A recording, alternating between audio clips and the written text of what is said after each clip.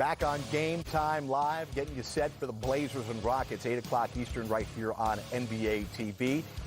Well, it's been a rough start for the Blazers, but don't blame Damian Lillard, who's been carrying the load and playing a whole bunch of minutes, just a tick more than Fred VanVleet to give him the league lead for minutes played per game so far this season. And, oh, look, there's C.J. McCollum at third, so the backcourt doing a whole lot. Maybe they start to get a bit of a break once Carmelo Anthony officially joins the squad. Could that happen tomorrow night? Maybe, but Lillard talking about how he will certainly get a whole bunch of help once Melo is on board. I'm all for it. I think we're in a position where we got a lot of guys hurt. I think he can do something to help us with his size, his ability to space the floor, his ability to shoot.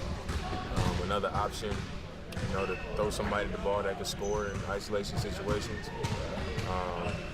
Good rebounder, and just the experience. He's a good player, regardless of what the last few years, in Houston and OKC looked like. I didn't think either one was a great fit.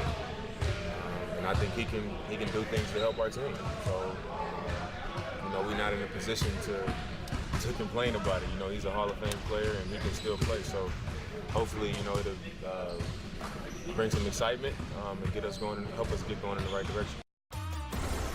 Well, you'll possibly get to see Melo's debut in a Blazers jersey against his former team. How about the schedule makers doing us a huge favor? And you'll be able to see it on center court on NBA TV Tuesday night. We've got the Blazers taking on the Rockets. That's tonight. And then tomorrow night, Blazers against the Pelicans. So a big week here for Blazers on NBA TV. So that's tonight and tomorrow night. Right now, let's go to Houston and welcome one of the newest members of our NBA.com family covering the Texas squads. That is Michael C. Wright. Michael, I know you're on Texas beat here, but let's talk first about what you've been hearing about Portland, who is in Houston tonight. And they haven't made it official yet with Carmelo Anthony, but what are people saying around the Blazers team about when and if? Well, obviously, Terry Stotts shut the whole thing down when anybody tried to ask officially on the record about it. But he did say that Carmelo is supposed to join the team tonight after the game. They're going to fly out of Houston tonight, head to New Orleans, and Carmelo is supposed to meet up with them there.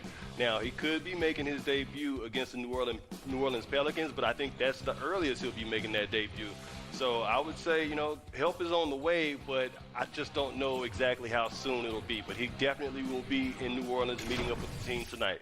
All right, that game will be tomorrow night again on NBA TV. The Blazers have just announced who their starting lineup is for tonight. And again, Nasir Little is in it. We'll see if that changes once Carmelo becomes official, potentially tomorrow night. Let's shift gears and talk about one of the teams you cover on a regular basis, that is the Houston Rockets.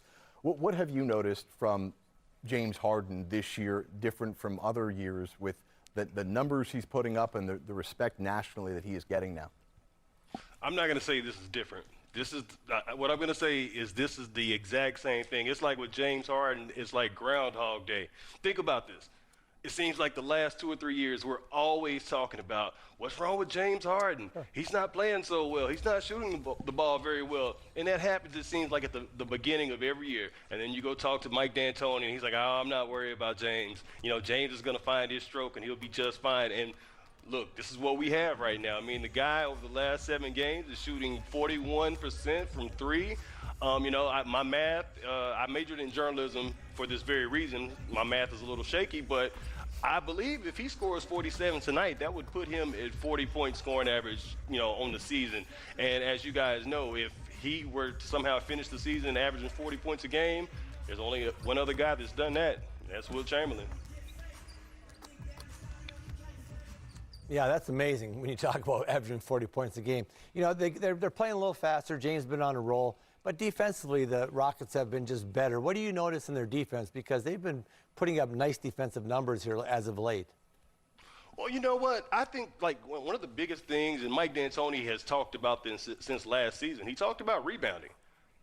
Defensive rebounding. He talked about that a lot. He said that was one of the team's weaknesses coming into this year, and he said that, he was really happy to have Russell Westbrook because that's one of the things that he does well. And that helps them to get out in transition, obviously, and, as fast as those guys go, They're able to make a lot of plays that way. But then, you've got athletic guys like Clint Capella, and he's really coming into his own. This is a bouncy, just rim running guy, and he's only going to get better with the, more experience and the older he gets. And, Mike D'Antoni, he was sort of critical of him earlier in this season. He said he needed to get better, but, when he's been able to play, he's played well. And by the way, he is playing tonight. And Michael, their defense is much better as well, like you're just talking about, but it's also their pace. Last year, we know they were one of the slowest paced teams in the NBA. This year, they're at the top of the league in pace. Like, can you share with us, how did that come about? How are they playing so much faster?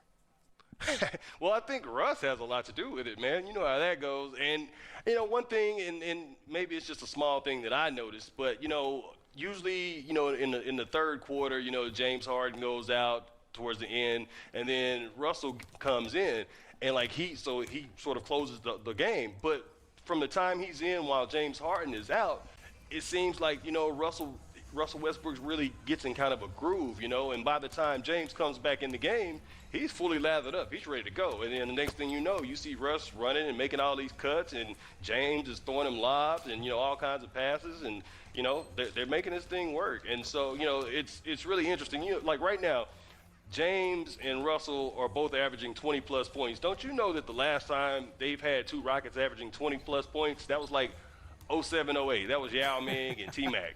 That was a long time ago. Well, Michael C. Wright, appreciate you chiming in here on the pregame, getting set for the Rockets and Blazers on NBA TV. We will check out your work on NBA.com. All right, there's Michael. Appreciate the time there. Let's talk about the other squad here, Portland, and what's on the way here. We assume, and again, there's not been an official announcement. Terry Stotts is not acknowledged yet. We do anticipate, according to reports, that he will join the team, as Michael Wright has just said, tonight, and that we'll be with them tomorrow in New Orleans in a game you could see on NBA TV. But what's your take here, Mac, on what Carmelo Anthony adds to a team that seemed like, is this a desperate move by them, and what can he bring to the table?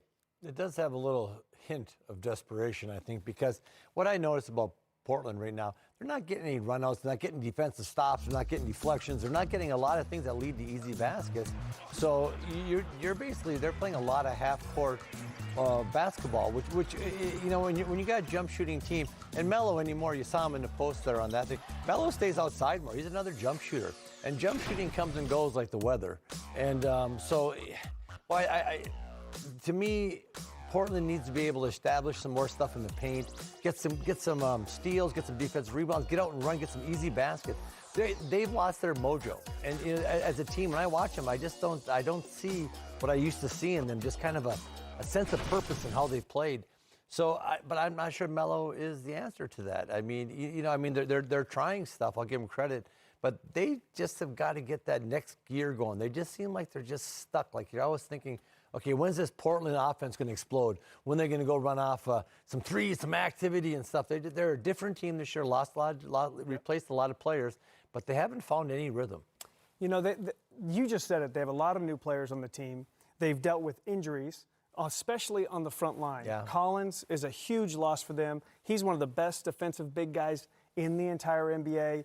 Of course, we know they have the Nurkic injury. Scalabiciere, a replacement level player on an ankle. So I actually like this move for the Blazers. They're about the same defensive team they were last year, 19th or so in defensive rating. Their drop, last year they were third in offense. Mm-hmm. This year they're middle of the pack in offense. And if there's anything that Carmelo can add to this team, it's a little bit of an offensive firepower, especially at the 4 position. It may be desperate, but this is the time of the year where you got to go to the replacement market to add to your team. And I like this move by the Blazers. Yeah, but their offense is going to pick up unless they get higher quality shots, unless it gets some easy shots. That easy shots have got to come for your defense. Their defense has never been great, but Freak, Amino, and those guys, for sure, they get their hands on balls. And Harkless, Long, they would get those steals. And I can't tell you what a steal and a run out and a layup does for your confidence. And they're not getting those. Those guys are not getting any easy hoops. So I just think they've got to get better defensively. They've never been a great defensive team, but they had guys that could get steals and were long. Need easy baskets. Quickly, does it matter if Melo starts or comes off the bench? I hope it doesn't matter for Melo's sake, because that's what's gotten him. Well, that's one of the things that's gotten him trouble before. Yeah, but, Melo's never been a great defender. So, I mean, whatever he's doing, he's going to have to up his defensive effort a little bit with this team because that team needs to generate some good offense from their defense. And starting or coming off the bench. I think Melo has got to look at it and I'm a 26 minute a game guy. And whether I start or come off the bench, I'm going to play about half a game. Yeah.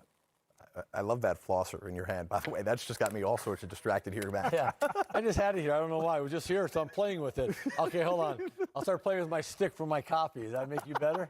I'm just confused why you're flossing on the desk. I'm not. I got a stick here. I had my pen for a while. This thing was sitting here. Just doing my thing. Well, we've got a lot of potentially Carmelo Anthony on Turner Sports this week, maybe tomorrow night on center court against the Pelicans. Luka Doncic, he's the NBA's 5th leading scorer. We'll talk about how great he has been, and maybe Kevin will floss for us when we come back. No flossing. Yeah, no flossing.